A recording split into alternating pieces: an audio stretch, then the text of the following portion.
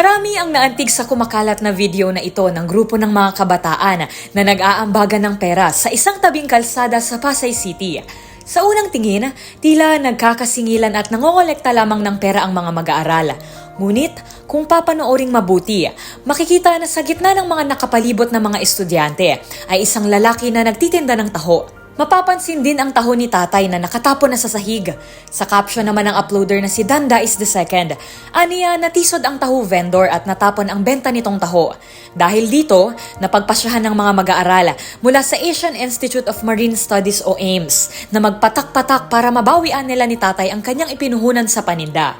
Makikita sa video ang tila walang pag-aalinlangan na abutan ng mga barya at papel na pera sa isang kamag-aral na nangangalap nito. May ilan pang kinantsawa ng kanilang mga kamag-aral na kaysa ipambisyo ay hinikayat na tumulong na lang kay tatay. Maririnig din sa video ang mga hirit ng mga estudyante na umuwi na si tatay para makapahinga at huwag na magtrabaho dahil nasagot na nga nila ang kita nito sa araw na iyon. Inabot nila ang nakolektang pera na laking pasasalamat namang tinanggap ng tindero.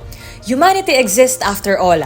Ito ang napulot ng marami nang mapanood ang viral na video na ito na pagtulong ng mga estudyante. Habang marami rin ang nagpaabot ng mga hiling na maging matagumpayan nila ang mga mag-aaral.